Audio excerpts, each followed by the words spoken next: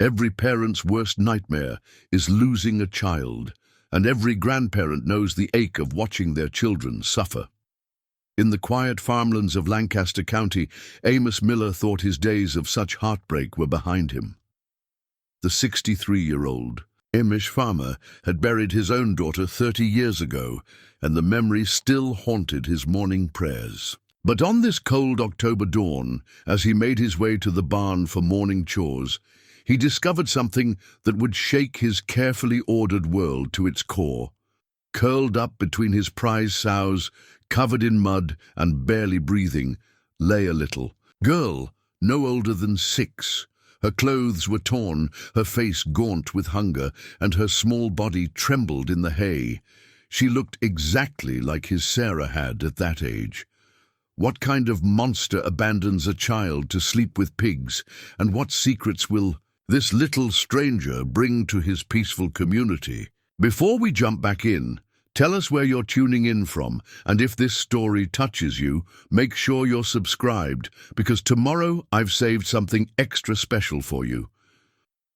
The autumn morning carried the crisp promise of winter across the Miller farm, where Amos had lived his entire 63 years. His weathered hands moved with practiced precision as he carried the wooden milk pail toward the barn, the same routine he'd followed since his father passed the farm to him 4 decades ago.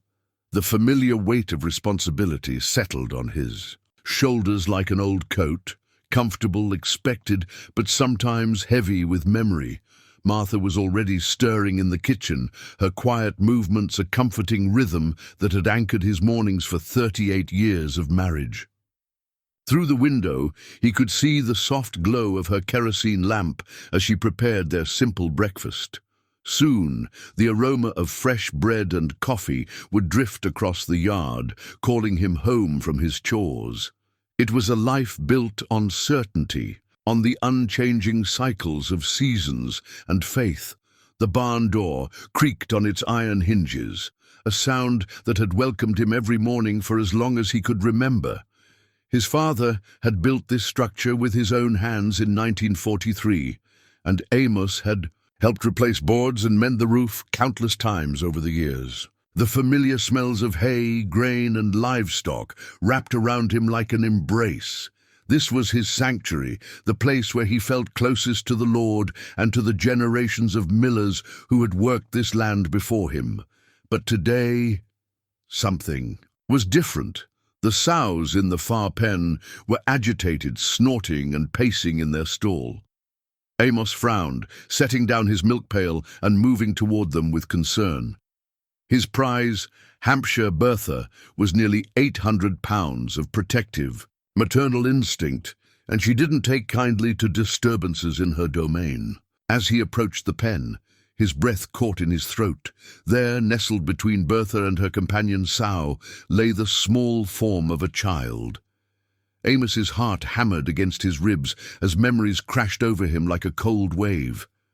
Sarah, his precious daughter, taken by pneumonia at age 7, had loved to hide in this very barn when she was upset or frightened. She would curl up in the hay, her golden hair catching the morning light streaming through the gaps in the boards. For one impossible moment, he wondered if the Lord had answered 30 years of silent prayers and returned his child to him. But as his eyes adjusted to the dim light, reality settled heavy in his chest. This was not Sarah. This was a stranger, a little girl perhaps 6 years old, her dark hair matted with mud and straw, her clothes torn and filthy.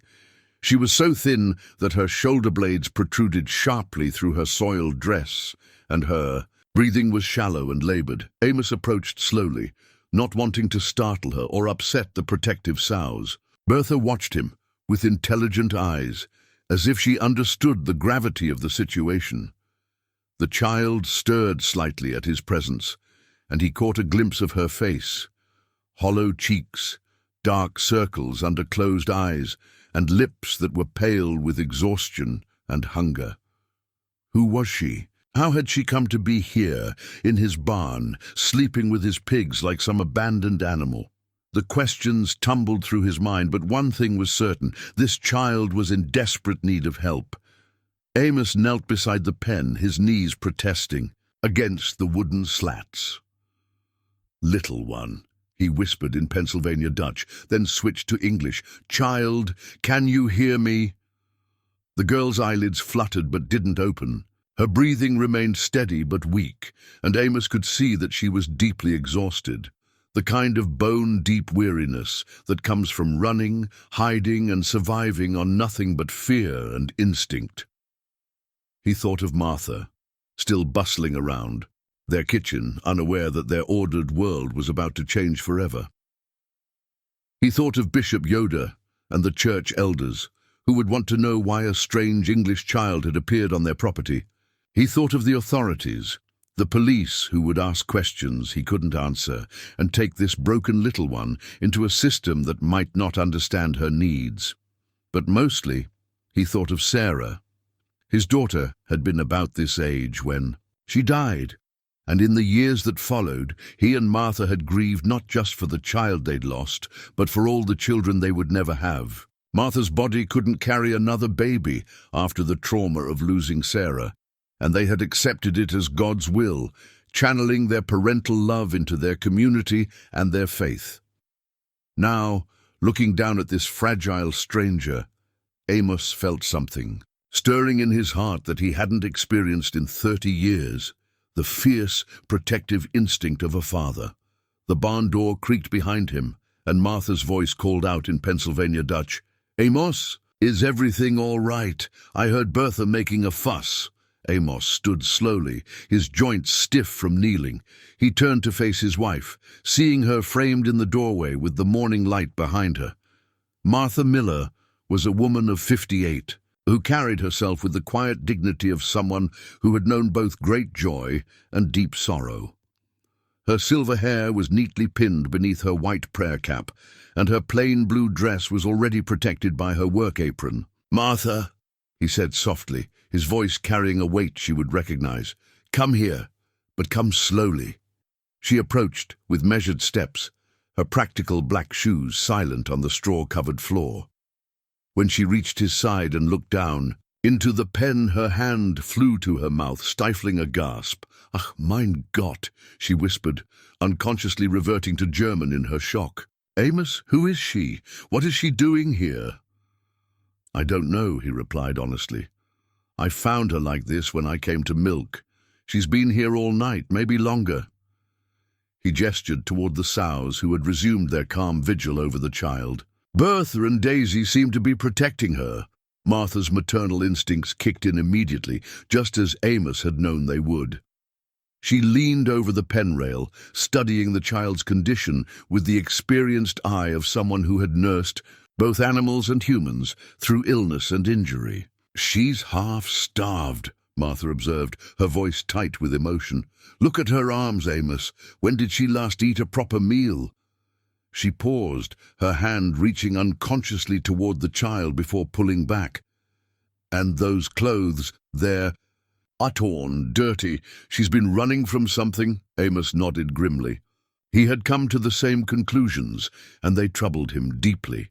In their peaceful corner of Lancaster County, such things were rare but not unknown. The English world beyond their community held dangers that the Amish preferred not to dwell upon, but they were not naive about the darkness that could touch even the most innocent. "We need to help her," Martha said quietly, but with the firm resolve that had seen them through decades of marriage and hardship. "We can't leave her here like this." "I know," Amos agreed, "but Martha, think about what this means. If we take her in, there will be questions. The church, the authorities, everyone will want to know where she came from and why she's here." Martha turned to look at him, and in her eyes he saw the same mixture of determination and fear that he felt in his own heart. "And if we don't take her in, what then, Amos? Do we call the police and watch them take away another child?" The reference to Sarah was subtle, but unmistakable. They had been powerless to save their own daughter from the pneumonia that ravaged her small body despite their prayers and the doctor's best efforts. But here was a chance, Perhaps the Lord's way of giving them another opportunity to protect a child who needed them. Amos looked down at the sleeping girl, noting the way her small hand clutched a corner of straw as if it were a lifeline. She had found her way to his barn, to his pigs, to his heart. In the Amish way of thinking, there were few coincidences, only the mysterious workings of God's plan. "We'll take her to the house," he decided quietly. "Clean her up, feed her, let her rest. Then we'll decide what to do next." Martha nodded, relief evident in the softening of her shoulders. "I'll prepare the back bedroom, Sarah's old room, and I'll heat some broth. She'll need something gentle on her stomach." As Martha hurried back to the house to make preparations, Amos remained beside the pen, watching over the child who had somehow found sanctuary among his pigs. His worn Bible lay on a shelf nearby, its leather cover cracked from decades of daily reading. The pages held verses about caring for orphans and strangers, about showing kindness to the least among them. Perhaps this was a test of his faith, or perhaps it was simply an answer to prayers he'd stopped praying years ago. Either way, Amos Miller knew that his life was about to change in ways he couldn't yet imagine. The child in his barn had brought more than just mystery. She had brought possibility, and for the first time in 30 years, the ghost of his daughter Sarah didn't feel like a burden of grief, but like a guiding light pointing him towards something he thought he'd lost forever, the chance to be a father again. Moving the child proved more delicate than Amos had anticipated. The little girl stirred when he gently lifted her from between the sows, her eyelids fluttering but not quite opening. She weighed almost nothing in his arms, far less than a child her age should, and her body felt fragile as a bird's. Bertha snorted softly in what sounded almost like a farewell, and Amos whispered his thanks to the old sow who had kept the stranger warm through the night. Martha had transformed their spare bedroom with remarkable efficiency. Fresh linens covered the bed that had once belonged to their Sarah, and a basin of warm water waited on the washstand. The kerosene lamp cast a golden glow over everything, making the simple room feel like a sanctuary. "Set her down gently," Martha instructed, turning back the quilts she had stitched during their first years of marriage. "I've got clean nightclothes ready, and some broth warming on the stove." As Amos placed the child on the bed, she finally opened her eyes, dark brown, wide with fear and confusion. She tried to sit up, her movements panicked and jerky, but Martha's gentle hand on her shoulder calmed her. "Shh, little one," Martha soothed in English. "You're safe now. We're not going to hurt you." The girl's gaze darted between them, taking in their plain clothes and unfamiliar surroundings. When she tried to speak, only a hoarse whisper emerged. "Are you the bad people?" Amos felt his heart clench at the question. What had this child experienced to make her expect cruelty from strangers? "No, sweetheart," he said softly. "We're here to help you.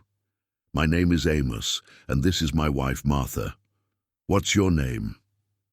The girl considered this for a long moment, as if weighing whether the truth was safe to share. Finally, she whispered, "Emma." "Emma," Martha repeated warmly. "That's a beautiful name. Are you hungry, Emma? When did you last eat?" Emma's thin hand moved instinctively to her stomach, and she nodded slightly.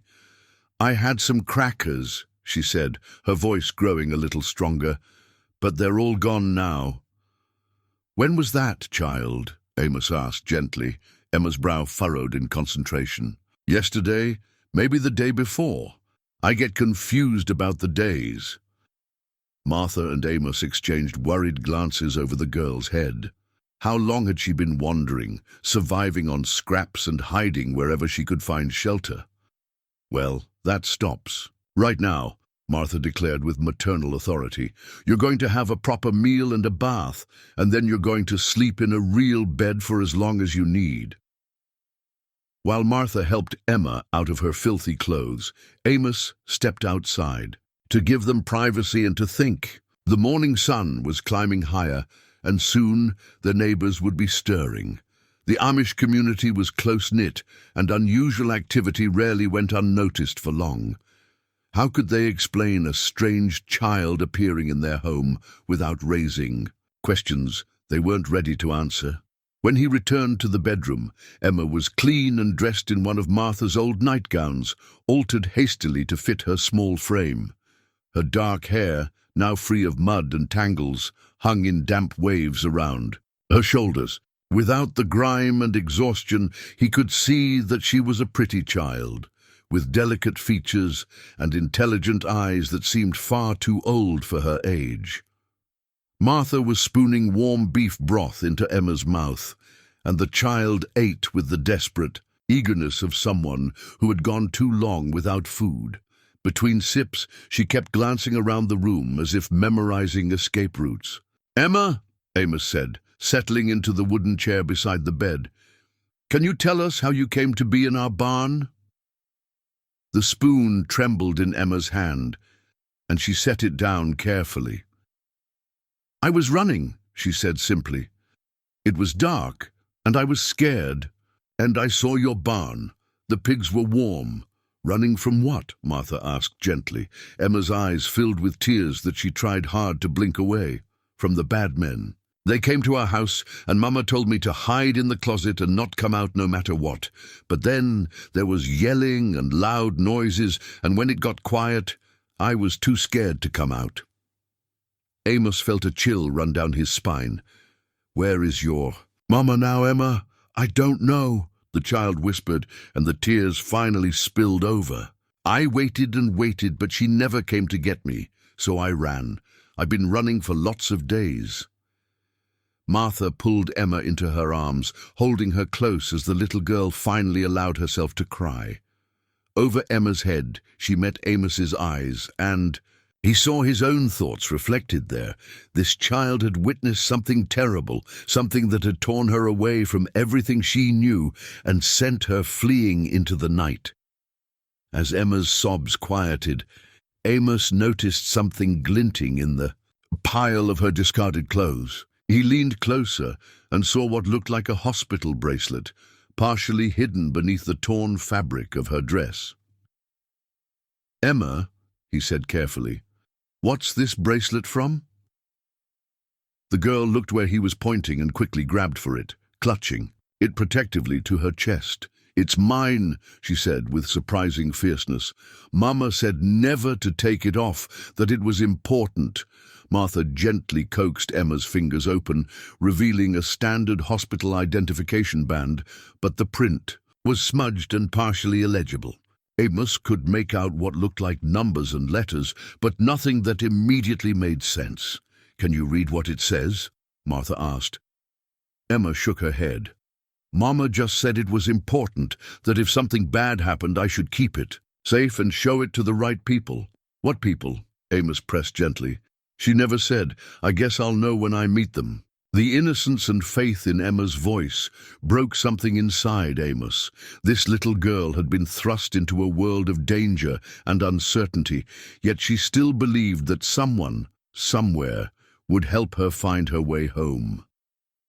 As the morning wore on, Emma's exhaustion caught up with her, and she fell into the deep sleep of the truly weary. Martha tucked the quilts around her small form and dimmed the lamp, creating a cocoon of warmth and safety in the quiet room. In the kitchen, over cups of strong coffee, Amos and Martha wrestled with the implications of what they'd learned. Emma was clearly running from something serious, something that involved bad men, and had separated her from her mother under violent circumstances. The hospital bracelet suggested some kind of medical or official connection, but without being able to read it clearly, they were left to guess at its significance. "We have to help her," Martha said firmly. "Whatever happened to her family, whatever danger she's running from, we can't turn her over to authorities who might not understand." Amos nodded, though worry creased his brow. "But Martha, if these Bad men she's talking about are real. If they're looking for her, we could be putting our entire community at risk. Then we protect her until we can figure out where she truly belongs, Martha replied. The Lord brought her to our barn, Amos, to our pigs, who kept her safe. That wasn't chance. Outside, a buggy rattled past their lane, probably Daniel Stoltzfus, heading to town for supplies. In a few hours, the community would gather for their midweek prayer meeting. Questions would be asked about why the Millers seemed distracted, why Martha's usual efficiency seemed focused elsewhere. Amos looked toward the bedroom where Emma slept, her small form barely making an impression under the heavy quilts. They had perhaps a day, maybe two, before their secret became impossible to keep. In that time, they needed to decide not just what to do about Emma, but what they were willing to risk to keep her safe. The hospital bracelet sat on the table between them, its faded print holding secrets that might unlock the mystery of Emma's past, or lead the very danger she was fleeing straight to their door. Emma slept for 14 hours straight, waking only when the afternoon sun slanted through the bedroom window and fell across her face. Martha had checked on her every few hours, marveling at how peaceful the child looked when she wasn't running or hiding or fighting for survival. When Emma finally stirred, she sat up quickly, her eyes wide with momentary panic before she remembered. And where she was, the fear in her expression tugged at Martha's heart. No child should wake up expecting danger.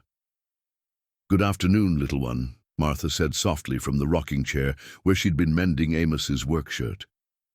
"How are you feeling?" Emma rubbed her eyes and looked around the room with more curiosity than she'd shown the previous day. "Better," she said, her voice stronger now. "Are you really not bad people?" "We really aren't," Martha assured her. "Are you hungry? I've got soup ready and fresh bread." As if responding to the mention of food, Emma's stomach growled audibly, making her giggle, the first genuinely childlike sound she'd made since arriving. The giggle transformed her face completely, and Martha caught a glimpse of who this little girl might be when she wasn't afraid. Over bowls of chicken soup and thick slices of bread with butter, Emma began to relax enough to talk. She told them about hiding in closets and under porches, about sleeping in abandoned barns and eating from garbage cans when she could find them. Each detail painted a picture of a child who had learned to survive on her own in ways that broke Martha's heart. "I'm good at being invisible," Emma said with matter-of-fact pride. "Mama taught me how to hide and be quiet. She said it was like a game, but a really important game." "What kind of games did you play with your mama?" Martha asked gently. Emma's face brightened at the memory. "We played house and school, and sometimes she would tell me stories about princesses who had to be very brave. She said I was her brave. Princess." After lunch, Martha gave Emma some paper and colored pencils, thinking it might help the child express whatever she was keeping locked inside. What Emma drew made both Martha and Amos exchange troubled glances when they saw it later. First drawing showed a house, a simple child's rendering with windows, a door, and smoke coming from the chimney. But the smoke was black and angry, and red scribbles covered the windows like flames. Stick figures lay scattered around the house, and in the corner a tiny figure hid behind what might have been a tree or a closet door.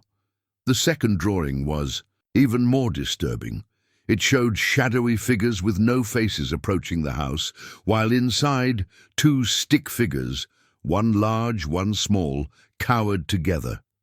Dark scribbles covered most of the page, as if Emma had tried to hide the scene under layers of black crayon. When Martha asked about the pictures, Emma just shrugged and said, "That's what I remember." "Do you remember their faces?" Amos asked carefully. "The bad men?" Emma shook her head. "They had things over their faces, like masks, but not Halloween masks, scary ones." That evening, as Emma helped Martha set the table for dinner, a simple task that seemed to give her great pleasure, Amos wrestled with growing concerns. The child's drawings suggested she had witnessed violence, possibly the murder of her family. The hospital bracelet remained a mystery, its faded print yielding no clear answers, despite his attempts to clean and examine it. Most troubling of all, he'd noticed a car driving slowly past their lane twice that afternoon. In their rural community, such behavior was unusual enough to warrant attention. The car had tinted windows and out-of-state plates, and something about it made the hair on the back of his neck stand up. During their simple dinner of ham, potatoes and green beans from Martha's garden, Emma surprised them both by bowing her head when Amos offered the blessing.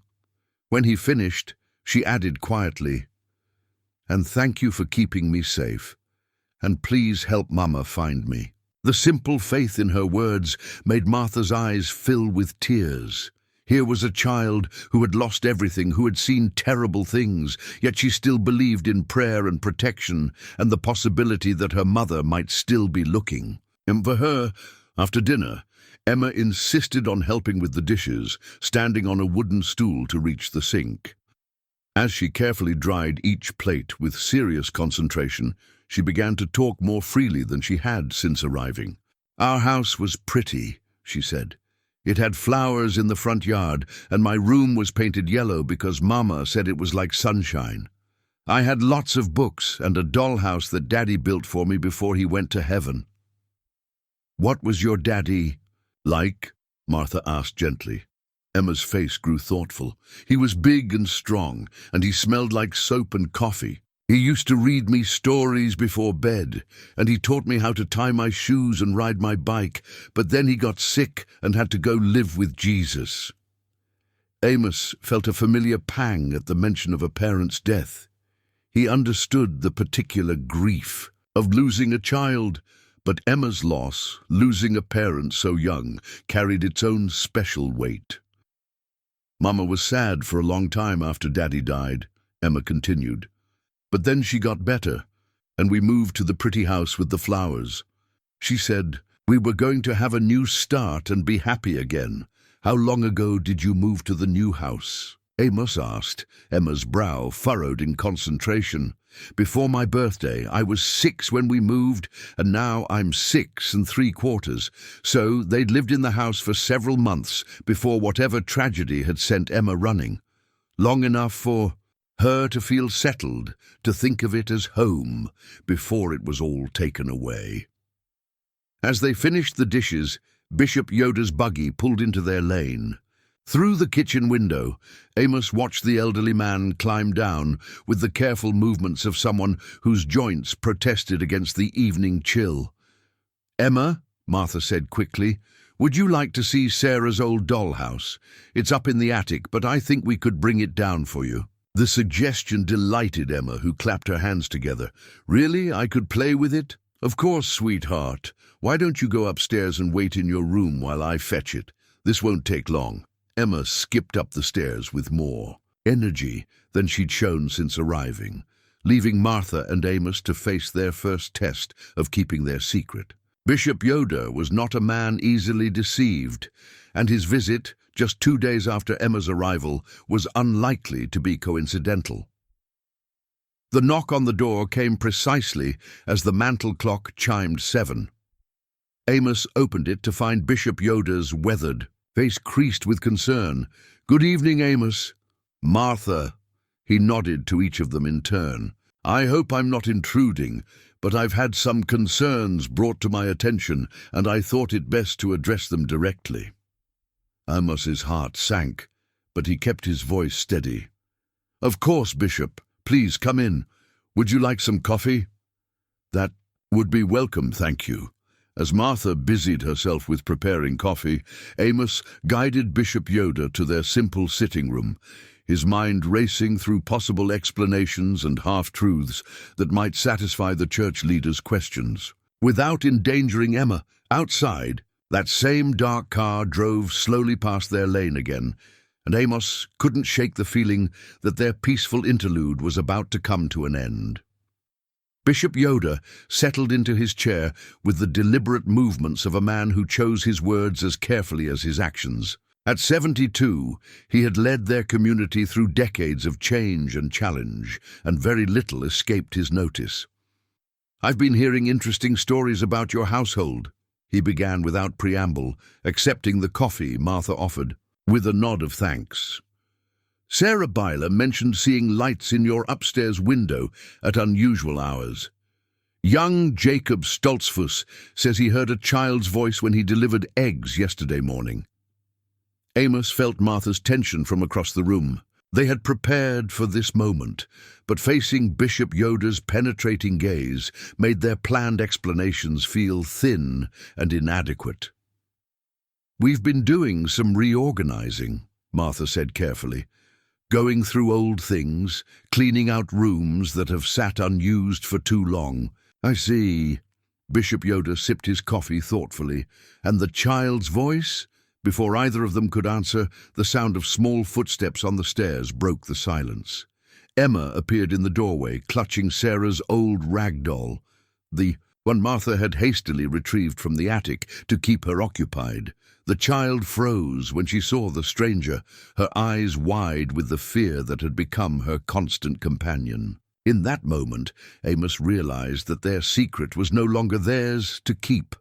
Bishop Yoder's sharp eyes took in everything: Emma's too thin frame, her defensive posture, the way she instinctively stepped closer to Martha despite having known her for only 2 days. When he spoke, his voice was gentler than Amos had expected. "Good evening, child. I'm Bishop Yoder. What's your name?" Emma looked to Martha for guidance, then back to the elderly man. "Emma," she whispered. "Emma is a lovely name." Bishop Yoder said kindly, "That's a beautiful doll you have there. May I see her?" Still clutching the doll, Emma took a small step forward. "Her name is Rebecca. Mrs. Martha said she belonged to a little girl named Sarah who lives with Jesus now." Something flickered across Bishop Yoder's weathered features, surprise, perhaps, or recognition. He had been their bishop when Sarah died, had spoken the words at her graveside that were supposed to bring comfort but somehow never quite healed. "The wound. Sarah was a special little girl," he said softly. "I think she would be happy to know that Rebecca is being loved again." The kindness in his voice seemed to reassure Emma, who moved another step closer. "Were you Sarah's friend?" "I was," Bishop Yoder replied, "and I am a friend to anyone who needs one." "Do you need a friend, Emma?" The simple question broke through Emma's defenses in a way that complex explanations never could. She nodded solemnly, and in that moment, Amos knew that Bishop Yoder understood more than he was revealing. "Martha, perhaps Emma would like some warm milk before bed," the bishop suggested. "Amos and I have some things to discuss." Martha took Emma's hand and led her toward the kitchen, but not before Amos caught the meaningful look his wife gave him, a mixture of support and worry that said everything they couldn't speak aloud. When they were alone, Bishop Yoder leaned him forward in his chair. "How long has she been here?" 2 days, Amos admitted. "I found her in the barn, sleeping with the pigs. She was half-starved, terrified. We couldn't just turn her away." "And you haven't contacted the authorities because?" Amos struggled to find words for the instinct that had driven their decision. "Because something terrible happened to her, Bishop. She's running from people she calls bad men. She's seen violence. Her drawings show it clearly. And there's something about her story that doesn't fit with normal circumstances." He pulled out the hospital bracelet, now cleaned but still largely illegible. "She was wearing this. Says her mother told her it was important, that she should show it to the right people if something happened." Bishop Yoder examined the bracelet carefully, holding it close to the lamplight. After several moments, he set it down and fixed Amos with a steady gaze. "I've been receiving calls," he said quietly. "Police from several counties asking if we've seen a missing child. The description matches Emma." Amos's heart sank. "What did you tell them?" That I would inquire within our community and contact them if we had any information. Bishop Yoder paused meaningfully. I haven't called them back yet. The implication hung in the air between them. Bishop Yoder was giving them time. But time, well, for what? And why? There's something else, the bishop continued. I made some inquiries of my own after the police calls. The child they're looking for, her last known address was a house that burned down 6 days ago. 3 bodies were found inside, all adults. A neighbor reported seeing a small child running from the scene, but no trace of her was found despite extensive searching. The information hit Amos like a physical blow. Emma's drawing suddenly made terrible sense. The burning house, the stick figures lying motionless, the small figure hiding in the corner. She saw her family die, Amos said. Quietly, it appears so, but here's what troubles me, Amos. The police say the family was in witness protection. The fire wasn't accidental, and neither were the deaths inside. Witness protection. The phrase carried implications that made Amos's head spin. Federal authorities, dangerous criminals, organized crime, a world so far removed from their peaceful Amish community that it might as well have been on another planet. The hospital bracelet, Bishop Yoder continued, I suspect that's part of their protection protocol, some kind of identification that would help federal marshals locate her if the family was compromised, so we should turn her over to them. Bishop Yoder was quiet for a long moment, listening to the soft murmur of voices from the kitchen where Martha was helping Emma with her milk and perhaps a bedtime snack. The same federal system that was supposed to protect her family failed to do so, he said finally, and now she's a witness to their murder. How safe would she be in their custody? It was a question that had no easy answers. Emma was caught between the world she'd fled and the authorities who claimed they could protect her, with only an Amish farmer and his wife standing between her and whatever forces had destroyed her family. From the kitchen came the sound of Emma's laughter, as Martha apparently told her a funny story. It was a sound of pure childhood joy, unmarked by the trauma she'd endured, and it made both men's decision suddenly clear. What do you need from me? Bishop Yoder asked quietly. Time, Amos said. Time to understand what really happened to her family and time to figure out who we can trust with her safety. Bishop Yoder nodded slowly. The community will need to know something. Too many people have already noticed changes in your household. What will you tell them? That you're providing temporary shelter for a child in need, which is nothing but the truth. As for the authorities, I can delay returning their calls for a few more days, but eventually questions will be asked that I cannot deflect. As if summoned by their conversation, Martha appeared in the doorway with Emma at her side. The little girl had changed into a nightgown and had her hair braided neatly down her back. She looked like any other child ready for bed, except for the wariness that never quite left her eyes. Bishop Yoder, Emma said politely, thank you for being nice to me. Mrs. Martha says good manners are important. They certainly are, Bishop Yoder agreed, rising from his chair, and you have very good manners indeed. Sleep well, Emma. After Martha had tucked Emma into bed and returned to the sitting room, Bishop Yoder prepared to leave. At the door, he turned back to them both. There's one more thing you should know, he said quietly. That car that's been driving past your lane, it's been seen near other Amish farms in the county. Someone is looking for something or someone. The news sent a chill through Amos. How long do we have? I don't know, but be prepared for the possibility that this peaceful time won't last much longer. After the bishop's buggy disappeared into the darkness, Amos and Martha sat in their kitchen, the weight of their decision settling around them like a heavy quilt. They were harboring a federal witness, defying law enforcement, and potentially putting their entire community at risk. But upstairs, a little girl who had lost everything was sleeping peacefully for the first time in days, clutching a rag doll, and trusting that the adults around her would keep her safe. For Martha and Amos, that trust was worth any risk they might face.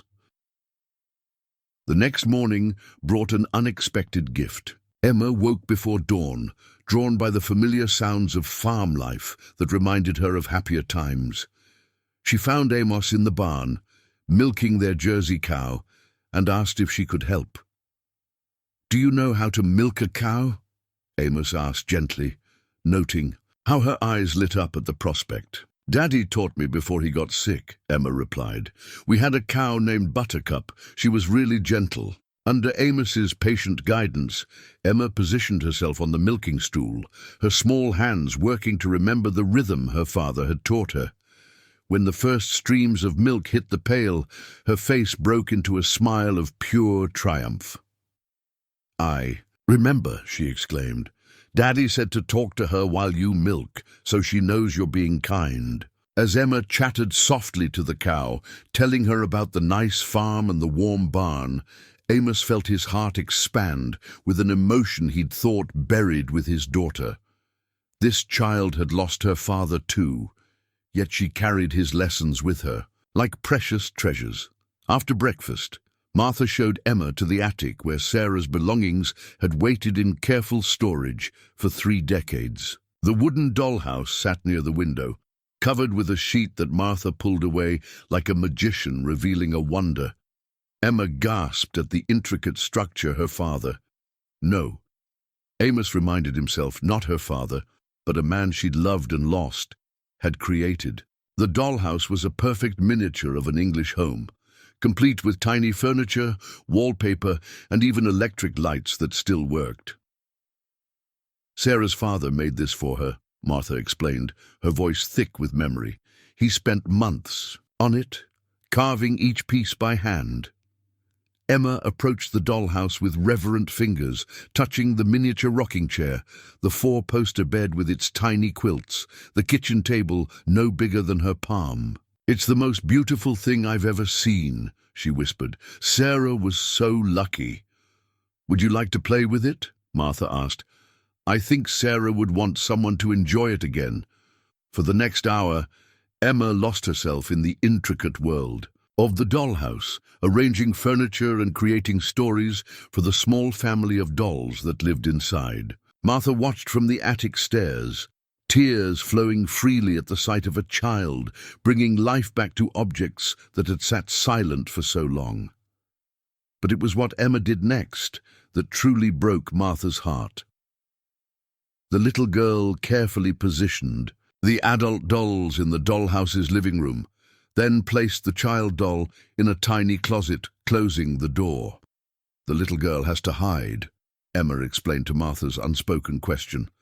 "The bad men are coming, and Mama says she has to be very quiet until they go away." Martha knelt beside Emma, her heart aching for this child who turned even play into rehearsals for survival. "Emma, sweetheart, the bad men aren't here. You don't have to hide anymore." Emma looked up with eyes that were far too old for her 6-year-old face. "Mama said they would always be looking for me. She said I was special, and that's why I had to be so careful." "Special how?" "I don't know. She never explained it. But she said if anything happened to her, I should find the good people and show them this." Emma touched the hospital bracelet that she still wore like a talisman. "She said the good people would know what to do." That afternoon, while Emma napped with Rebecca clutched in her arms, Martha and Amos received visitors that confirmed their worst fears. Daniel Stoltzfus arrived with his son Jacob, both men grave-faced and concerned. "There are English asking questions in town," Daniel reported without preamble. "Men in dark suits, showing pictures to anyone who will look. They say they're federal agents looking for a missing child." Amos felt his blood run cold. "What did you tell them?" "Nothing," Jacob said quickly. "We don't speak to English authorities unless we must. But others in town, the non-Amish, they might be more helpful." "What kind of pictures?" Martha asked, though she already knew the answer. A little girl, dark hair, about 6 years old. Pretty child, but thin. Looked frightened in the photo. Daniel paused meaningfully. "They say she's in danger, that people want to hurt her." Martha and Amos exchanged glances. The federal agents might indeed want to protect Emma, but their failure to protect her family didn't inspire confidence. And something about the timing bothered Amos. Why were they just now intensifying their search almost a week after the fire? There's more, Jacob added reluctantly. They're offering a reward, $5,000 for information leading to the child's location. $5,000 was a substantial sum, especially in their rural community. While the Amish wouldn't be tempted by money, there were plenty of English residents who might see Emma as their pathway to financial security. After the Stoltzfus men left, Amos found himself staring out the kitchen window at the lane that led to their farm. How long before someone remembered seeing lights in their windows at odd hours? How long before Emma's presence became impossible to hide? That evening, as they sat down to dinner, Emma surprised them by asking, "Are the bad men getting closer?" "Why do you ask that?" Martha said gently. "Because you and Mr. Amos look worried, the same way Mama looked when she heard noises outside at night." The child's perceptiveness was both impressive and heartbreaking. She had learned to read adult emotions as a matter of survival, to detect danger in the subtlest changes of expression or tone. "We're going to keep you safe," Amos said firmly. "That's a promise." Emma nodded solemnly. "Mama made me promise something too before the bad men came." "What was that, sweetheart?" "She made me promise that if anyone ever asked me about Daddy's work, I should say I don't remember anything. She made me practice saying it until it sounded true." Amos leaned forward slightly.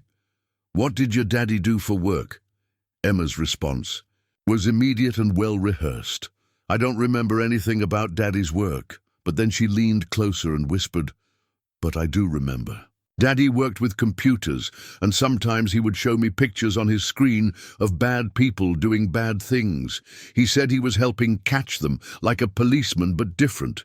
The pieces were starting to come together in Amos's mind. Emma's father had likely been involved in some form of law enforcement or investigation that had put his family in danger.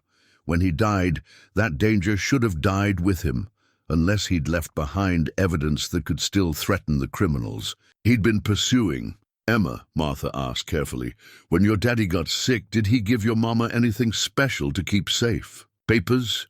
Or maybe something on a computer?" Emma's eyes widened slightly. "How did you know?" "Know what, sweetheart?" "About the special box. Mama hid it after Daddy died, and she told me never to tell anyone about it, not even doctors or teachers. Or anyone." Amos felt his pulse quicken. "Where did she hide it?" "In our house, in the place where the hot air comes from. She said if anything ever happened to her, I should tell the good people where it was, so they could get it." Emma's family hadn't just been witnesses. They'd been guardians of evidence that could apparently bring down dangerous criminals. And now those criminals knew that a 6-year-old girl might be the only person alive who could lead them to whatever her father had hidden.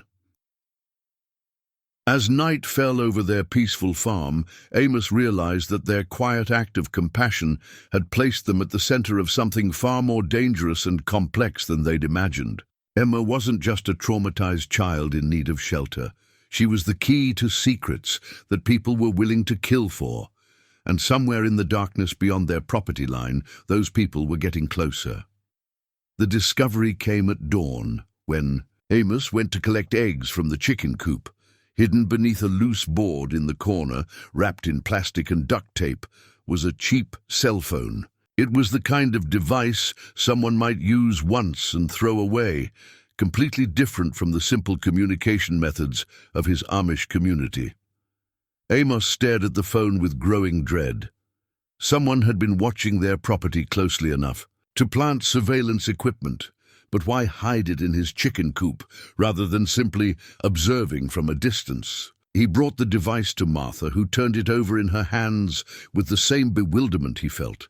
Neither of them had any experience with such technology, but the implications were clear. They were being monitored. "Should we tell Emma?" Martha asked quietly. Before Amos could answer, Emma herself appeared in the kitchen doorway, already dressed and ready for morning chores. The routine they'd established over the past few days had given her a sense of normalcy that was precious to protect. "Tell me what?" she asked, approaching with the directness that had become characteristic of her interactions with them. Amos showed her the phone, and Emma's face went pale. "Where did you find it?" "In the chicken coop. Do you know what it is?" Emma nodded slowly. "Mama had one like it. She said the good people gave it to her so they could talk when it wasn't safe to use the regular phone." She paused, studying Amos's face. "But if it's here, that means someone put it there who shouldn't have." Amos finished gently. Emma's composure cracked, and tears began flowing down her cheeks. "They found me, didn't they? The bad men found me, and now they're going to hurt you and Mrs. Martha because you tried to help me." Martha immediately pulled Emma into her arms, holding her close while the child sobbed against her shoulder. Over Emma's head, Martha met Amos's eyes with a look of fierce determination. "No one is going to hurt anyone in this family," Martha said firmly, and Amos noticed that she said family without hesitation. "We'll figure this out." As Martha comforted Emma, Amos examined the phone more carefully. It was turned off, but when he pressed what he assumed was the power button, it came to life with a soft beep. The screen showed several missed calls, all from the same number, and a text message that made his blood run cold. "We know where she is. Bring the girl to the old miller's quarry at midnight tonight, or the whole Amish community pays the price." The quarry was on the abandoned section of his family's property, a deep hole filled with water where his grandfather had once extracted limestone. It was isolated, hidden from view, and the perfect place for something terrible to happen without. Witnesses, Amos showed the message to Martha, watching her face harden with resolve rather than fear. 38 years of marriage had taught him to recognize when his wife had made a decision that no amount of argument would change. "We're not giving her to them," Martha said simply. "Martha, they're threatening the entire community. If we put everyone at risk, then we find another way." Martha's voice carried the quiet authority that had guided their household through decades of challenges. "This child has lost everything, Amos. We're not going to be the ones who abandon her, too." Emma had been listening to their conversation with the focused attention of someone whose survival depended on understanding adult decisions. When she spoke, her voice was steady despite her tears.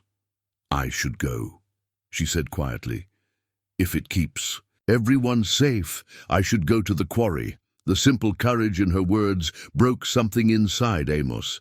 Here was a 6-year-old child, traumatized and terrified, willing to sacrifice herself to protect people she'd known for less than a week. It was the kind of selfless love that his faith taught as the highest virtue, demonstrated by someone who should still be worrying about nothing more complex than which doll to play with. "Absolutely not," Amos said firmly. "You are not going anywhere with those people. But if they hurt the community because of me, then that's their choice and their sin," Martha interrupted. "You are not responsible for the evil that other people do." For the next few hours, they wrestled with options that all seemed to lead to tragedy. They could contact the federal agents who were looking for Emma, but those same agents had already failed to protect her family. They could run. But where would an Amish family go with a child who would be recognized from photographs being circulated by both law enforcement and criminals? The answer came from an unexpected source. Bishop Yoder arrived just after lunch, his usually calm demeanor betraying signs of stress that Amos had rarely seen. "The community knows," he said without preamble, "about Emma, about the federal agents, about the reward being offered. Word travels fast in small communities." Amos felt his heart sink. What do they want to do? What they want and what they will do are different things, Bishop Yoder replied. There are some who think turning Emma over to the authorities is the wisest course. They fear for their families, and that fear is understandable. And the others? Martha asked. Bishop Yoder's weathered face creased into something that might have been a smile. The others remember that we are called to protect the innocent, regardless of the cost to ourselves. They remember that Jesus himself was a refugee child whose family had to flee from those who meant him harm. What are you saying? Amos asked. I'm saying that when the vote was taken this morning, it was unanimous. The community stands with you, and with Emma. Whatever comes, we face it together. The relief that washed over Amos was so intense it made his knees weak. In a world where Emma had been abandoned by every system meant to protect her, a community of farmers and craftsmen who had never heard of witness protection or federal marshals had chosen to risk everything for a child who wasn't even one of their own. There's more, Bishop Yoder continued. I've been making some inquiries of my own. That federal agent who's been asking questions in town, I had a long conversation with him this morning. About Emma? About the people who killed her family? It seems there's more to this situation than we understood. Bishop Yoder pulled out a folded paper from his coat. Agent Morrison gave me this. He said if we found Emma, we should call him immediately, day or night. Amos took the paper, noting the official federal seal and the phone numbers written in neat handwriting. Do you trust him? I trust very few English, Bishop Yoder said honestly. But this man has been hunting Emma's family's killers for 2 years. He knew her father personally, respected him, and he seems to understand that Emma is more than just a witness. She's the only chance they have of bringing dangerous men to justice. As the afternoon wore on, they developed a plan that was both simple and terrifying. They would contact Agent Morrison, but they would meet on their terms, in a place of their choosing, with the entire community present to ensure Emma's safety. But first, they had to survive until midnight, when the people who had killed Emma's family would be waiting at the quarry for a little girl they would never get the chance to harm. The sun was setting over Lancaster County, painting the peaceful farmland in shades of gold and amber. But beneath the beauty, danger was gathering like storm clouds on the horizon. The phone call came at 7 in the evening, just as Martha was helping Emma into her nightgown. Agent Morrison's voice was crisp and professional, but Amos could hear an undercurrent of urgency that made his stomach clench. Mr. Miller, I need you to listen carefully. Emma is in immediate danger, more than you know. The people looking for her aren't just criminals. They're part of a federal task force that's been compromised. Amos gripped the phone tighter. What do you mean, compromised? I mean there are people in law enforcement, people with badges and authority, who are working with the same organization that killed Emma's family. They've been using federal resources to hunt her down. The words hit Amos like a physical blow. Bad enough that criminals were after Emma, but corrupt federal agents? How could they trust anyone in authority if the system itself was poisoned? Emma's father wasn't just investigating these people, Agent Morrison continued. He was building a case against several federal agents who were taking money to protect drug shipments, to lose evidence, to warn criminals about raids. When he died, everyone thought the threat died with him. But it didn't? No, because Emma's father was smarter than anyone gave him credit for. Before he got sick, he gave his wife detailed instructions about where he'd hidden all his evidence, audio recordings, photographs, financial records, everything needed to put a dozen corrupt agents in prison for life. Amos thought about Emma's revelation about the special box hidden in their house. The evidence burned in the fire, that's what everyone was supposed to think. But Emma's father was paranoid, rightfully so. He made copies of everything and hid them in multiple locations. Emma's mother knew about at least 2 of those locations. The implications began to crystallize in Amos's mind. And Emma knows where they are.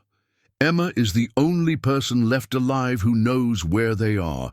That's why they've been so desperate to find her, and why they can't afford to let her live once they have that information. Through the bedroom window, Amos could see Emma, playing quietly with Sarah's dollhouse, arranging the tiny family with careful precision. She looked so small, so innocent. The idea that federal agents, people sworn to protect the innocent, wanted to kill this child for what she knew, made him sick with rage. "There's something else," Agent Morrison said, his voice dropping to near whisper. "The text message you received about the quarry, that didn't come from the criminals. It came from Agent Bradley, who's supposed to be leading the search for Emma." The world tilted beneath Amos's feet. The federal agents who've been asking questions in town are corrupt. They're not trying to rescue Emma, they're trying to silence her permanently. Agent Morrison paused. "Mr. Miller, you may be the only people standing between that little girl and a death sentence." Amos sank into a kitchen chair, the weight of responsibility crushing down on him. "What do you want us to do?" "First, don't go to that quarry. It's a trap, and everyone who goes there will be killed to eliminate witnesses. Second, I need you to ask Emma about something very specific." "What?" Her father had a partner, someone he trusted completely. Emma would have known him as Uncle David. If Emma's father left instructions with anyone about protecting his family, it would have been with David Chen. Amos called Emma down from her room, his heart heavy with the knowledge he was about to burden her with. When she appeared, in the kitchen doorway, Rebecca clutched in her arms. She looked so young that he almost couldn't bear to continue. "Emma, sweetheart, I need to ask you about someone. Did you know someone called Uncle David?" Emma's face lit up with the first genuine smile Amos had seen from her. "Uncle David. I love Uncle David. He wasn't really my uncle, but Daddy said he was family anyway." "What did Uncle David do?" "He worked with Daddy, and he taught me how to play chess. He has a funny laugh, and he always brought me books when he visited." Emma's expression grew thoughtful. "Mama said if anything ever happened, if we got separated, I should try to find Uncle David." "Did she tell you how to find him?" Emma nodded. "She made me memorize his address and phone number.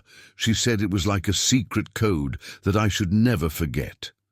Agent Morrison's voice came through the phone with barely contained excitement. "Mr. Miller, if Emma can lead us to David Chen, he can help us recover her father's evidence and put an end to this nightmare."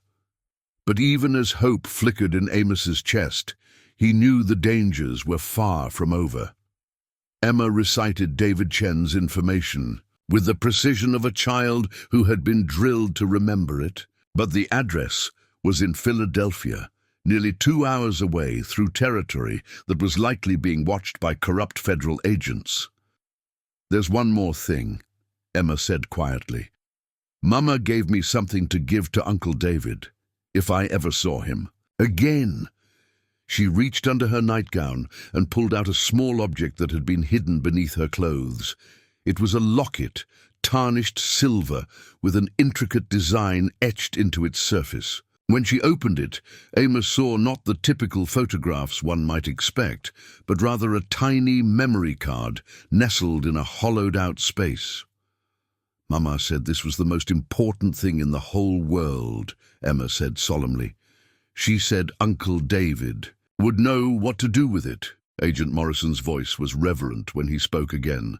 "That memory card likely contains copies of everything her father gathered. Financial records, audio recordings, photographs. It's probably enough evidence to clean house in half the federal agencies in the eastern United States." The enormity of what Emma had been carrying struck Amos like lightning. This child hadn't just been running from danger. She'd been carrying the key to justice for months, hidden against her heart like a sacred relic. But their moment of triumph was short-lived. Through the kitchen window, Amos spotted headlights turning into their lane, not the steady yellow glow of Amish kerosene lamps, but the harsh white beams of multiple vehicles approaching fast. "They're here," he told Agent Morrison. "How many?" "Vehicles?" Amos counted quickly. "3, maybe 4, moving fast." Mr. Miller listened carefully. "Take Emma and get to your barn. Hide in the deepest part, away from the entrances. I'm 15 minutes away with backup, but you need to stay hidden until we arrive." "What about Martha?" "Take her with you. These people won't hesitate to kill anyone who might be a witness." Amos hung up the phone and grabbed Emma's hand. "Martha!" he called urgently. "We have to go to the barn. Now!" Martha appeared from the sitting room, took one look at the approaching headlights, and immediately understood. She snatched a heavy shawl from the hook by the door and wrapped it around Emma's shoulders. "Stay close to us, sweetheart," she told Emma calmly. "We're going to play a hiding game, just like your mama taught you." They slipped out the back door just as the vehicles pulled into their front yard. Through the darkness, Amos could see men in dark clothing emerging from the cars, moving with military precision toward their house. In the barn, they huddled in the far corner behind hay bales, Emma pressed between Martha and Amos like the precious thing she was. Through gaps in the barn walls, they watched flashlight beams sweep across their property as the men searched systematically for any sign of the family. Emma was trembling but silent, her training in survival serving her well even now. The locket hung around her neck like a weight that could either save them all or get them killed. 15 minutes felt like 15 hours as they waited in the darkness, listening to the sounds of their home being ransacked by people who had sworn oaths to protect the innocent. But finally, they heard the blessed sound of sirens approaching from multiple directions. Agent Morrison had kept his word. Now they had to pray it would be enough to keep Emma safe long enough for justice to finally prevail.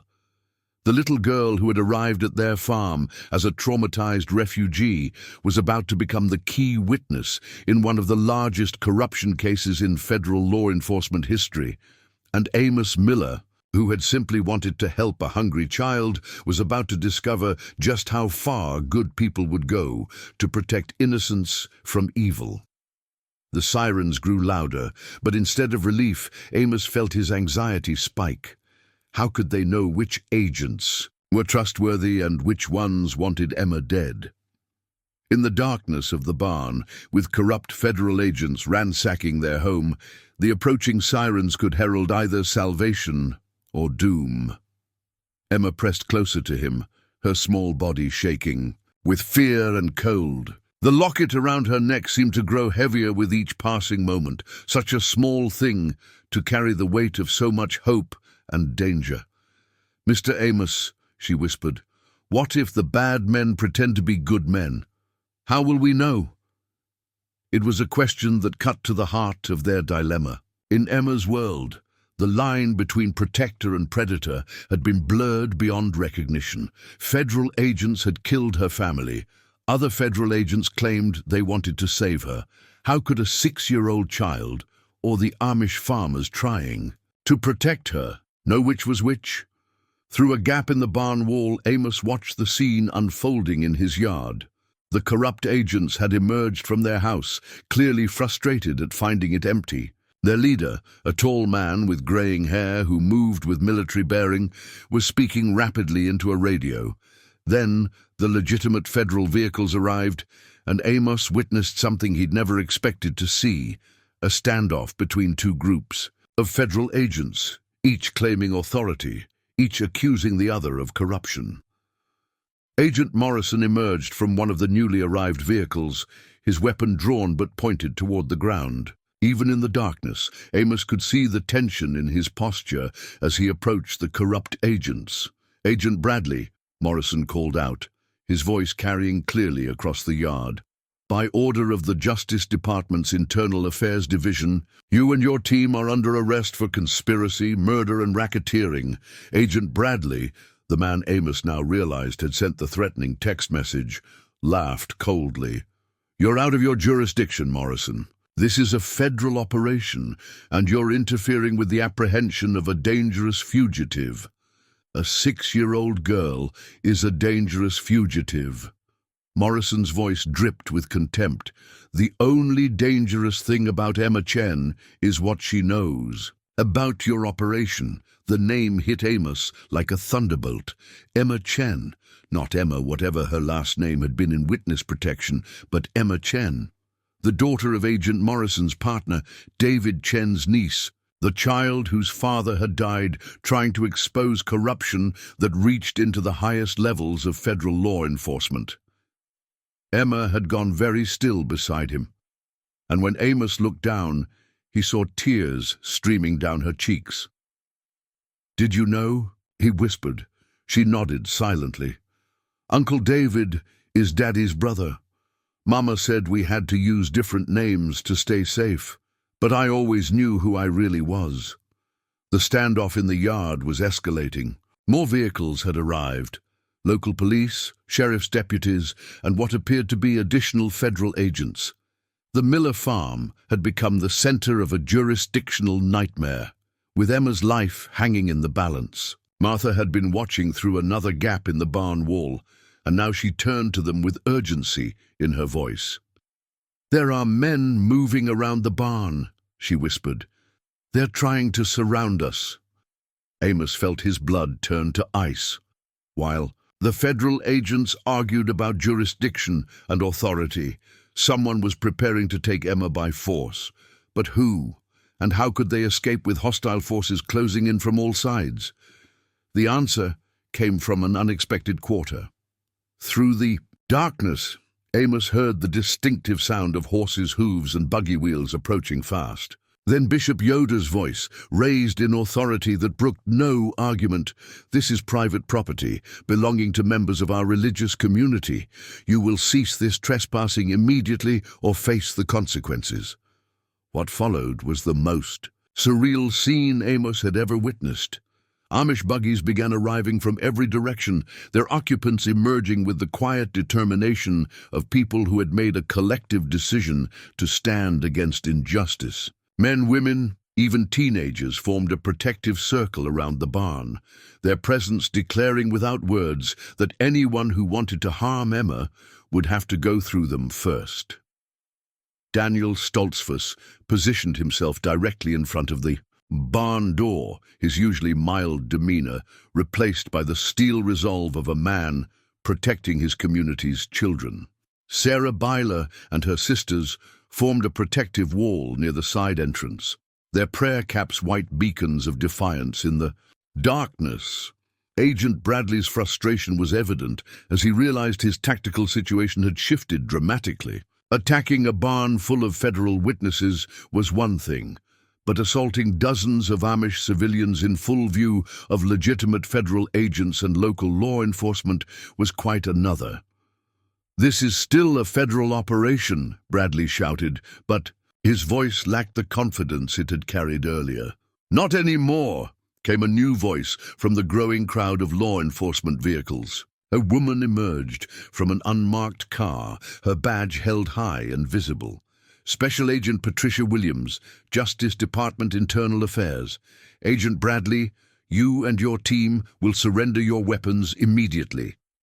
The corrupt agents found themselves surrounded not just by their honest counterparts, but by an entire community that had decided to make Emma's protection their sacred duty. The tactical advantage they'd counted on had evaporated, replaced by a moral authority that even they couldn't ignore. But Amos knew the danger wasn't over. Desperate people did desperate things, and Agent Bradley had already proven himself capable of murder. In the barn, Emma clutched the locket that contained evidence of crimes spanning years and involving millions of dollars in drug money. Men had killed for far less. "Emma," he whispered urgently, "I need you to listen very carefully. Do you remember what your mama taught you about being brave?"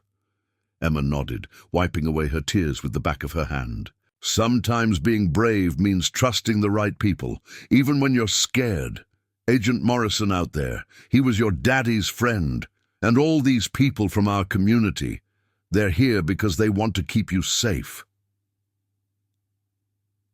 Through the barn wall, they could hear Agent Williams taking control of the situation with professional efficiency. Bradley and his team were being disarmed and placed in custody, their weapons and communications equipment confiscated as evidence. But Emma was shaking her head, her eyes wide with a fear that went beyond the immediate situation. "What if I'm wrong?" she whispered. "What if I give them the locket and they're still bad people?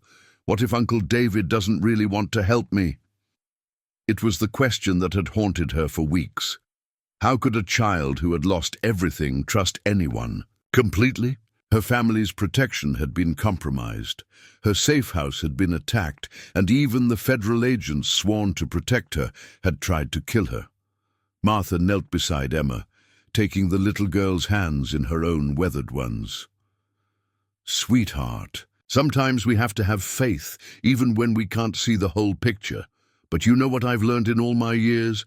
Good people show themselves through their actions, not their words." "How?" "Agent Morrison has been looking for you to keep you safe, not to hurt you. Our community came here tonight not because they had to, but because they chose to protect you. And your Uncle David, he's been searching for you too, not to hurt you, but because he loved your daddy, and he loves you." Emma considered this with the seriousness of someone far older than her 6 years. "How do you know about Uncle David?" "Because Agent Morrison called him," Martha explained gently. "He's on his way here right now. He's been looking for you ever since your mama's house burned down." The barn door creaked open slowly, and Agent Morrison's voice called softly. "Emma, Mr. and Mrs. Miller, it's safe to come out now. The corrupt agents are in custody, and there's someone here who's been very worried about you." Emma's grip on Amos's hand tightened, but she took a tentative step toward the door. Through the opening, they could see the yard filled with people. Law enforcement officers, Amish community members, and standing near Agent Morrison, a man of Asian descent who was scanning the darkness with desperate hope in his eyes. "Uncle David?" Emma whispered, and then louder, "Uncle David!" She broke free from Amos's protective hold and ran toward the man, who dropped to his knees as she launched herself into his arms. The reunion was everything Amos had hoped to see. Tears of joy, fierce embraces, and the kind of love that transcended the trauma they'd all endured. David Chen held his niece as if she were made of precious crystal, his own tears flowing freely as he whispered assurances in her ear. "I'm here, Emma. I'm here, and I'm never going to let anyone hurt you again." As Amos and Martha emerged from the barn, they were surrounded by their community members who had risked everything to protect a child they barely knew. The sight of so many friends and neighbors standing together in solidarity was overwhelming in its beauty. Agent Williams approached them with professional courtesy but genuine warmth. "Mr. and Mrs. Miller, on behalf of the Justice Department, I want to thank you for protecting Emma. Your courage and compassion may have prevented a tragedy that would have reached far beyond your community." "We did what anyone should do," Amos replied simply. "A child needed help." "Not everyone would have risked so much," Agent Williams said. "Emma's father collected evidence against some very dangerous people, and Emma was the only person who could lead us to it. Without your protection, that evidence might never have seen the light of day." Emma had pulled back from her uncle's embrace and was now carefully removing the locket from around her neck. She held it up to David Chen, her expression solemn with the weight of its importance. "Mama said to give this to you if I ever saw you again," she said. "She said you would know what to do with it." David took the locket with reverent hands, opening it to reveal the tiny memory card nestled inside. His expression grew fierce with determination as he realized what he was holding. "This contains everything your daddy worked for," he told Emma, gently, "all the evidence he gathered to stop the bad men. With this, we can make sure they never hurt anyone else the way they hurt our family." Agent Morrison approached the group, his weapon now holstered, and his demeanor much more relaxed. "David, we need to get that evidence to the Justice Department's secure facility as soon as possible. There are still corrupt agents out there who don't know their operation has been compromised." But Emma wasn't ready to let go of her uncle again. She clung to David Chen's hand with the desperation of someone who had lost too much already. "Are you going to leave me again?" she asked, her voice small and frightened. David knelt down to meet her at eye level. "Emma, I will never leave you again, never. We're family and family stays together." "But what about the bad men? What if there are more of them?" Agent Williams stepped forward. "Emma, honey, the bad men who were after you are going to prison for a very long time. And with the evidence on that memory card, we're going to make sure all their friends go to prison too." "What about me?" Emma asked. "Where will I live?" David Chen's answer was immediate and unwavering. "With me, I've already started the legal process to become your guardian. We're going to go home to California, and you're going to have a normal life with soccer practice and piano lessons and all the things little girls should have." Emma looked back toward Amos and Martha, confusion evident in her expression. "But what about Mr. Amos and Mrs. Martha? They took care of me when I was scared." Martha's eyes filled with tears, but her smile was radiant with joy.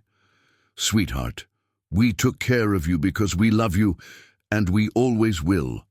But your Uncle David is your real family, and he can give you the life your mama and daddy would have wanted for you."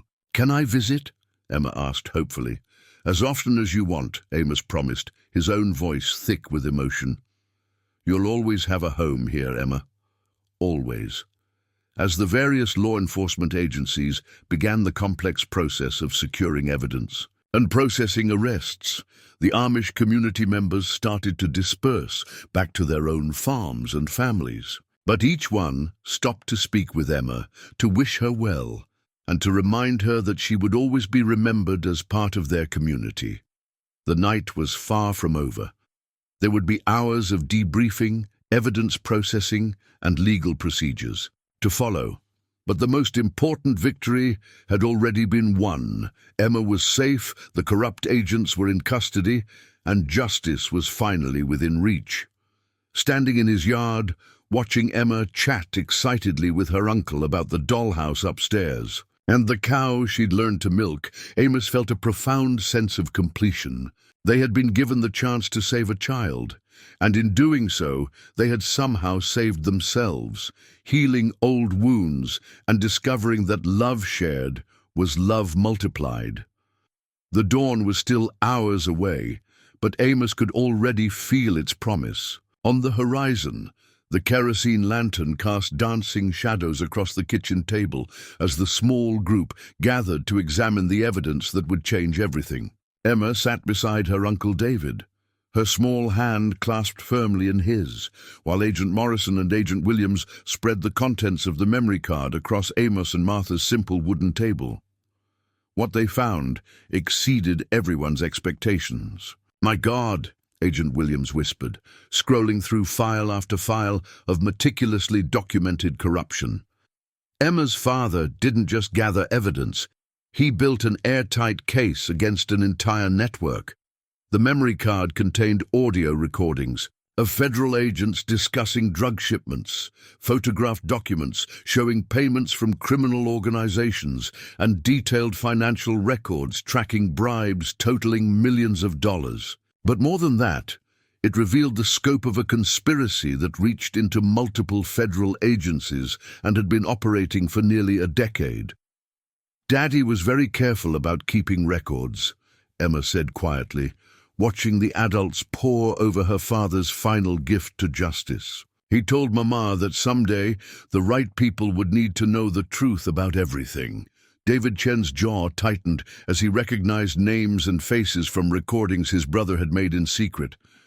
"Some of these people were at Alex's funeral," he said grimly. "They stood beside his casket and offered their condolences while planning to kill his family." Agent Morrison looked up from a particularly damaging audio file. "This recording alone is enough to bring down Agent Bradley's entire operation. Your father recorded him arranging the murder of a federal witness in protective custody. How many people were involved? Martha asked, her voice heavy with the weight of understanding how close Emma had come to being another victim. At least 12 agents across 4 different agencies, Agent Williams replied, plus their criminal contacts. Emma's father identified a corruption network that's been responsible for dozens of deaths and hundreds of millions in drug money. As they worked through the night, cataloging evidence and building cases, Emma had fallen asleep in her chair, her head resting against her uncle's shoulder.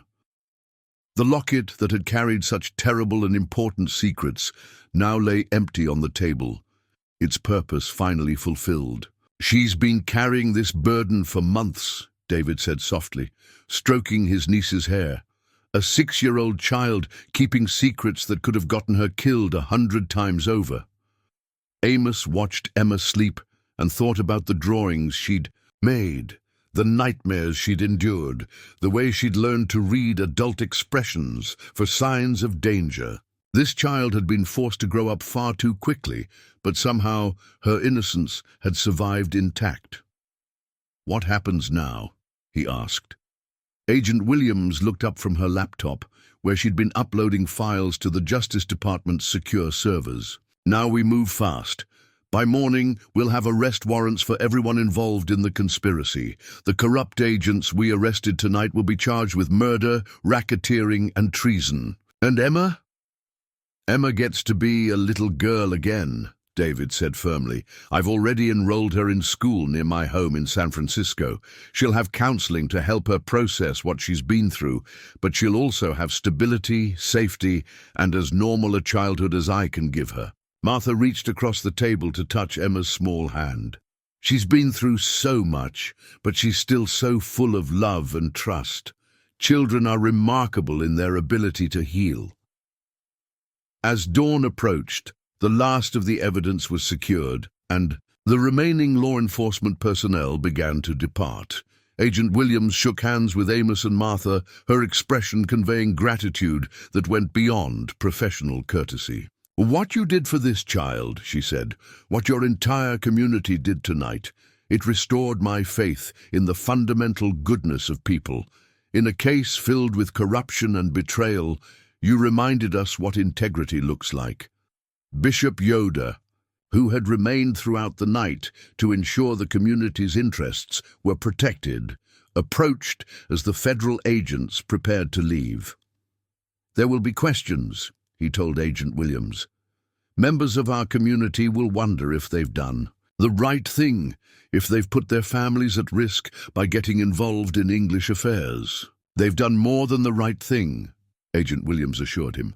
"They've struck a blow against corruption that will protect countless innocent people. The network we're dismantling tonight has been responsible for the deaths of federal witnesses, law enforcement officers, and civilians. Your community's courage has helped bring justice to victims across the country." As the sun rose over Lancaster County, painting the peaceful farmland in shades of gold and amber, Emma stirred in her uncle's arms. She looked around the kitchen with the confusion of someone waking from deep sleep, then smiled when she saw the familiar faces surrounding her. "Is it over?" she asked simply. "It's over," David assured her. "The bad men are going to prison, and you're safe. You're finally truly safe." Emma nodded solemnly, then looked toward Amos and Martha with an expression of gratitude far beyond her years. "Thank you for taking care of me when I was scared," she said.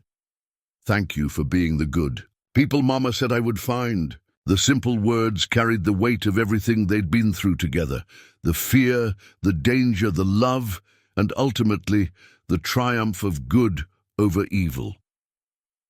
The final confrontation came not with violence, but with Emma's voice, clear, brave, and unwavering as she sat in the federal courthouse 3 weeks later, telling her story to a room full of lawyers, judges, and the very agents who had once hunted her.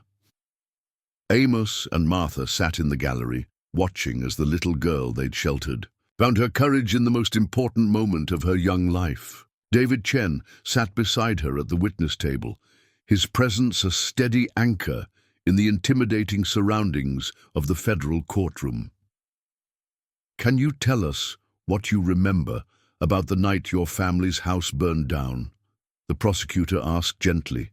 Emma's voice was soft but steady as she recounted the terrible events that had set everything in motion. She described hiding in the closet while men with covered faces searched the house, the sounds of violence, the smell of smoke, and her desperate flight into the night. But it was when she spoke about the recording device her father had hidden that the courtroom fell completely silent. "Daddy showed me where he kept the special recorder," Emma said, her small hands folded carefully in her lap. "He said if anything ever happened to him and Mama, I should tell Uncle David where to find it. It was in the wall behind the furnace, in a box that looked like part of the heating pipes. Agent Morrison had retrieved that recorder 2 weeks earlier, following Emma's precise directions to a house that was now nothing but charred ruins. The device had survived the fire, protected by its metal casing and hidden location, and contained hours of recorded conversations between Agent Bradley and his criminal contacts. This little girl's testimony and her father's evidence have given us the most comprehensive case against federal corruption in decades," Agent Williams had told Amos the night before. 12 agents are facing life sentences, and we've identified criminal networks in 6 states. Now, as Emma answered questions with remarkable composure, Amos marveled at her transformation. The terrified, half-starved child who had hidden among his pigs had become a brave young witness, speaking truth to power with a courage that humbled everyone in the courtroom. Agent Bradley, seated at the defendant's table in prison clothing, watched Emma with undisguised hatred. This was the man who had orchestrated the murder of her family, who had sent armed killers to an Amish farm to silence a 6-year-old girl. Now he faced the rest of his life in prison because of her testimony. "Emma," the defense attorney said when his turn came, "are you sure you remember these events clearly? It was dark, you were scared, and you were very young when this happened." Emma looked at the man with the same serious expression she'd worn when asking Amos if he and Martha were bad people. "I remember everything," she said simply. "When you're scared and hiding, you remember everything very clearly because your life depends on it." The attorney tried several more approaches, but Emma's testimony remained consistent and unwavering. She answered every question with thoughtful precision, never embellishing, never claiming to know more than she actually did. When the prosecutor played the audio recording that Emma's directions had helped them recover, the impact was devastating. Agent Bradley's voice filled the courtroom, discussing the planned murder of the Chen family with the casual tone of someone ordering lunch. "The father's dead, but his wife and kid know too much. Take care of it. Make it look like an accident. Burn the house down with them in it if you have to." Emma didn't flinch when she heard the voice of the man who had ordered her family's death. Instead, she looked directly at Agent Bradley and said quietly, "That's the voice I heard on the phone the night Mama made me hide in the closet." The trial continued for another week, but Emma's testimony had sealed the case. Agent Bradley and 7 other corrupt federal agents were convicted on all charges. The criminal network they'd protected was dismantled, with dozens of arrests following across multiple states. On the final day of the trial, as the verdicts were read, Emma sat between her Uncle David and Agent Morrison, listening to the judge sentence the men who had destroyed her family to life in prison without the possibility of parole. When it was over, Agent Morrison knelt beside Emma's chair. "Your daddy would be so proud of you," he said quietly. "You were the bravest witness I've ever seen." Emma nodded solemnly, then surprised everyone by asking, "Can we go home now? I want to see Mr. Amos and Mrs. Martha before Uncle David and I go to California." The word home referred not to the house that had burned down, or even to the new life waiting for her in San Francisco, but to a simple Amish farm where she'd found safety, love, and the strength to face her fears. As they left the courthouse, Emma carried with her the knowledge that justice had been served and that her testimony had protected other children from the fate that had befallen her family. The little girl who had once slept with pigs for warmth had stood before a federal judge and spoken the truth that brought down a criminal empire. Her voice, small but unwavering, had been the key that unlocked justice for victims across the country. Emma Chen had found her courage, and in doing so had helped ensure that no other child would have to run and hide from the very people sworn to protect them. 6 months later, on a warm spring morning that painted Lancaster County in shades of green and gold, Amos Miller stood in his doorway, watching a familiar car turn into their lane. His heart swelled with joy as he recognized the passengers, David Chen behind the wheel, and in the passenger seat, a little girl whose face lit up with pure happiness at the sight of the farmhouse. Emma burst from the car before it had fully stopped, running across the yard with the boundless energy of a healthy, happy child. She launched herself into Amos's waiting arms, and he spun her around just as he had once done with his own Sarah so many years ago. "Mr. Amos! Mrs. Martha!" Emma called out as Martha emerged from the kitchen, her face beaming with maternal joy. "I missed you so much." The transformation in Emma was remarkable. Gone was the hollow-cheeked, frightened waif who had hidden among his pigs. In her place was a vibrant 6-year-old with bright eyes, rosy cheeks, and the kind of carefree laughter that spoke of a child who had learned to feel safe in the world again. "Look how tall you've grown," Martha marveled, holding Emma at arm's length to admire her. "And look at this beautiful dress. Uncle David has been taking good care of you." David Chen approached with a warm smile, carrying a folder of official-looking papers. "She talks about you both constantly," he said, embracing Amos and Martha in turn. "Every day she asks when we can visit the farm again." Over lunch at their kitchen table, the same table where they'd examined the evidence that brought down Agent Bradley's criminal network, Emma chatted excitedly about her new life. She told them about her school in San Francisco, her piano lessons, the soccer team she'd joined, and the friends she'd made. "Uncle David says I'm getting really good at piano," she announced proudly. "I can play Mary Had a Little Lamb with both hands now." "That's wonderful, sweetheart," Martha said, refilling Emma's glass of fresh milk. "Your daddy would be so proud of how well you're doing." Emma's expression grew thoughtful at the mention of her father. The trauma of losing her family would always be part of her story, but with love, counseling, and stability, she had learned to carry that grief without letting it define her. "I still miss Mama and Daddy," she said quietly, "but Uncle David says they can see me from heaven, and they're happy that I'm safe and growing up strong." After lunch, Emma insisted on helping with the farm chores, just as she had during her brief stay months earlier. She fed the chickens with careful attention, collected eggs with reverent hands, and even convinced Amos to let her try milking the cow again. "Buttercup is bigger than I remembered," she observed, settling onto the milking stool with practiced ease. "But I still remember how Daddy taught me."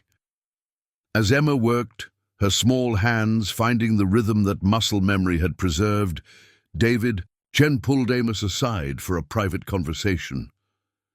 "I have something for you," David said, pulling out the folder he'd carried from the car.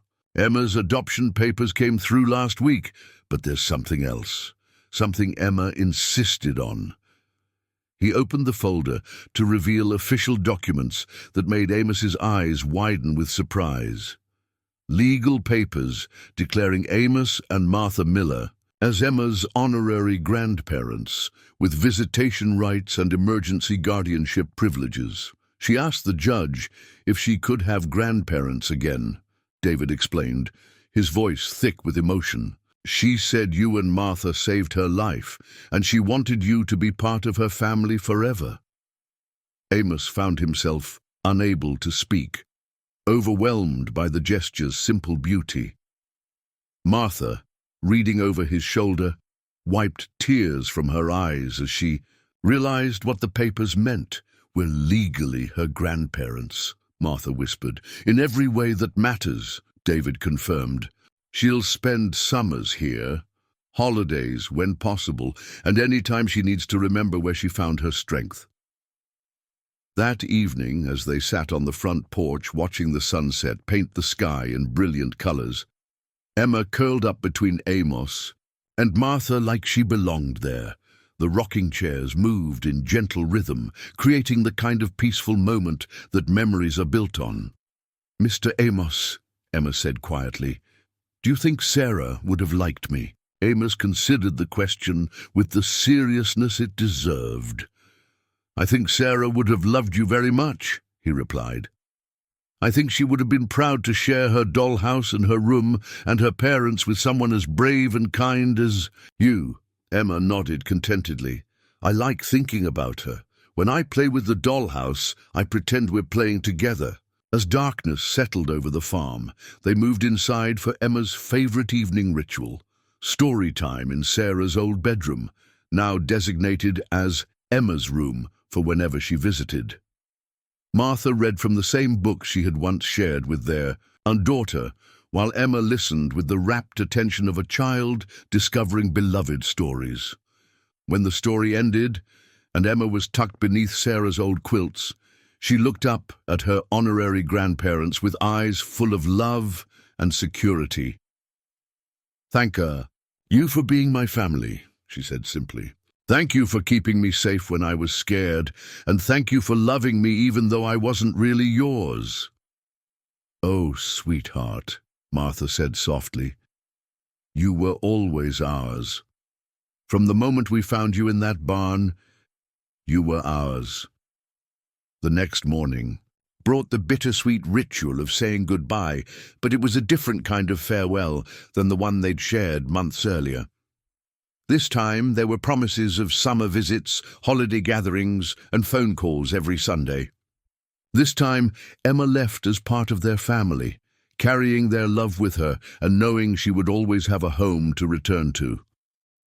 Standing in their doorway, watching David's car disappear down the lane, Amos and Martha held hands and reflected on the miraculous way their lives had been transformed. They had opened their hearts to a frightened stranger and discovered that love shared is love multiplied.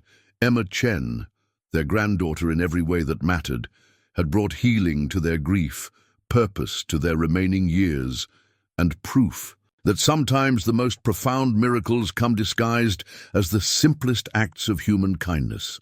In caring for a child who needed them, they had found that they needed her just as much.